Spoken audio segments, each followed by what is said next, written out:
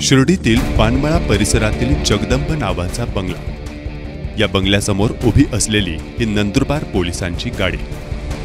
बंगल्याला लागलेलं हे सील आणि स्माइल करत पोलीस व्हॅनमध्ये बसणारा हा भूपेंद्र राजाराम सावळे उर्फ भूपेंद्र पाटील। अंगावर काळ्या रंगाचा शर्ट, नेहमीप्रमाणे स्टाईल आणि शिर्डीतील गुंतवणूकदारांना हलकी स्माइल देत अंगठा दाखवत सकारात्मक राहा म्हणून सांगणाऱ्या भूपेंद्रच्या चेहऱ्यावर पश्चातापाचा लवलेश नाही। हजारो लोकांचं आयुष्य उद्ध्वस्त करून पलायन केलेल्या या भूपेंद्र पाटीलचं 6 महिन्यानंतर प्रथमच शिर्डीकरांना साक्षात दर्शन झालंय। महाठग भूपेंद्रला शिर्डीत आणण्याचं कारणही तसंच आहे।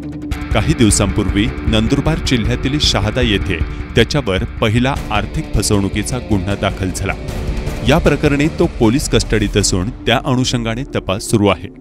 शनिवारी संध्याकाळी नंदुरबार पोलिसांचं पथक आरोपी भूपेंद्रला घेऊन शिर्डीत दाखल झालं। यावेळी त्याची मालमत्ता तपासणी सुरू झाली।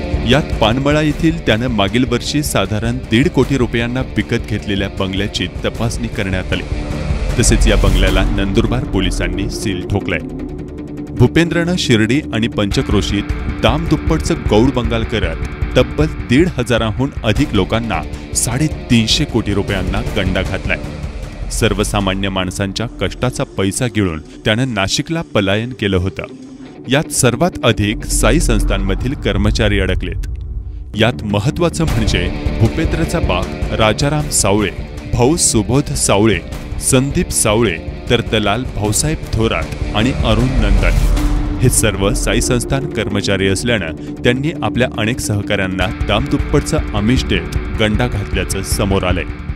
कोणी घर गहाण ठेवलं, कोणी दागिने विकले, कोणी भिशी उचलली, कोणी नातेवाईकांकडून उसने रक्कम आणली आणि दामदुपटीसाठी भूपेंद्रच्या हवाली केली।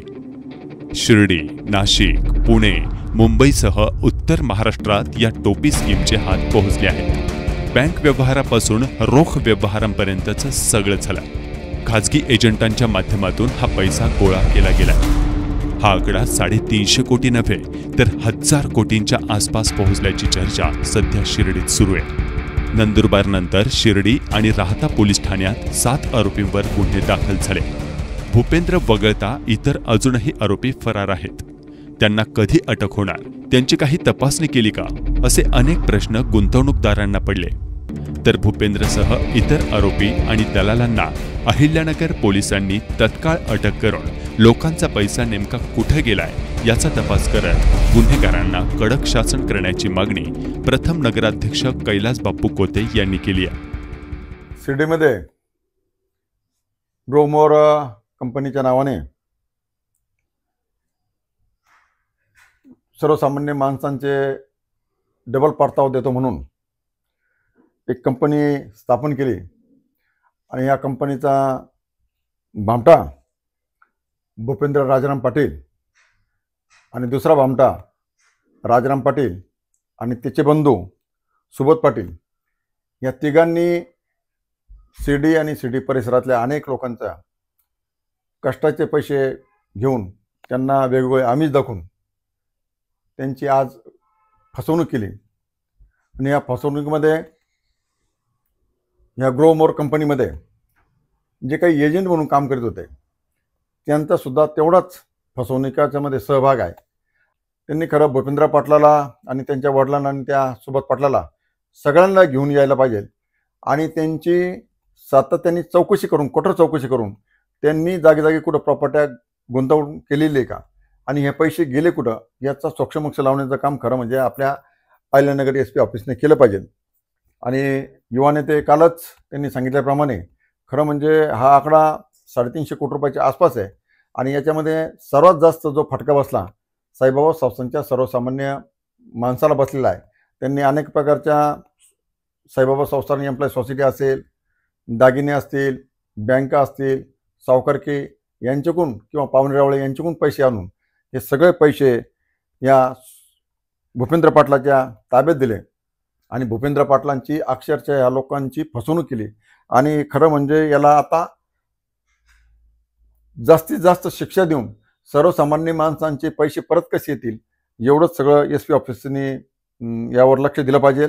आणि सगळ्यात म्हणजे युवा नेते सुद्धा सुजयदादा म्हणल्याप्रमाणे आम्ही SP ऑफिसला जाऊन सुजयदादा असतील, गावातले काही मान्यवर असतील, हे सगळ्यांना जाऊन भूपेंद्र पाटलाला अहिल्यानगरमध्ये घेऊन यायला पाहिजे आणि त्याची पूर्णपणे चौकशी करून त्याचे नातेवाईक, त्याचे पाहुणे रावळे, नवीन होणारी त्याची बायको, ह्या कोणाच्या नावावर प्रॉपर्टी आहे का याची सगळी शहानिशा केली पाहिजे. आणखीन दुसऱ्या स्टेटमध्ये त्यांनी पैसे गुंतवले का याची सुद्धा चौकशी होणं गरजेचं आहे. खरं म्हणजे भूपेंद्र पाटलाच्या जेवढ्या प्रॉपर्टी असतील तेवढ्याच सील केल्या पाहिजे आणि सील करून सिटी पोलीस स्टेशनला त्याच्यावर गुन्हा दाखल झालेला आहे, राहाता पोलीस स्टेशनला त्याच्यावर गुन्हा दाखल झालेला आहे.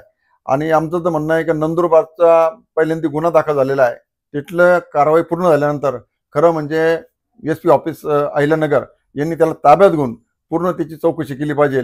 आजही त्याच्या नंदुरबारच्या पोलीस डिपार्टमेंटने त्याला इथं आणून त्याच्या घराची चौकशी केली. फक्त एवढंच घर नाही आहे, त्याच्या अनेक ठिकाणी प्रॉपर्टी असतील त्याची सुद्धा शहानिशा केली पाहिजे. आज म्हणजे भूपेंद्र पाटलाने खूप शांत विचार डोक्याने हे सगळं प्लॅनिंग केलं आणि ह्या प्लॅनिंगमध्ये आपले सर्वसामान्य माणसं त्याला बळी पडले. माझ्या मते भूपेंद्र हा एकदम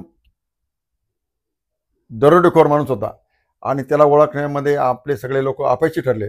आणि ह्या दरोडेखोराची बायको जी नाशिकली होणारी, तिचं नाव आता सध्या मला माहीत नाही, पण त्यांचा साखरपुडा झालेला आहे, तिला सुद्धा ताब्यात घेतलं पाहिजे. त्याचे पाहुणे, त्याचे मामा, त्याचे आणखीन कुठले नातेवाईक, त्या सगळ्या लोकांना ताब्यात घेऊन घेतलं पाहिजे आणि त्यांनी कुठं कुठं प्रॉपर्टी आणि कुठं कुठं पैशाची गुंतवणूक केली या सगळ्याची शहानिशा अहिल्यानगर डिपार्टमेंटने केली पाहिजे.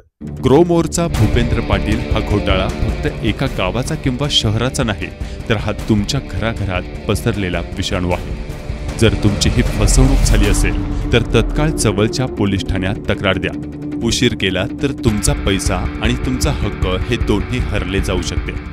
विश्वासानं जमापुंजी भूपेंद्रच्या हातात देणाऱ्या गुंतवणूकदारांच्या तोंडचं पाणी पळालंय आणि भूपेंद्र स्माईल करत अंगठा दाखवत म्हणतो की सकारात्मक राहा.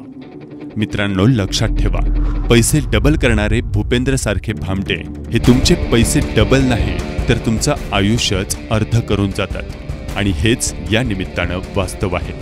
SP 24 ताससाठी मनीष दवंगे, शिर्डी.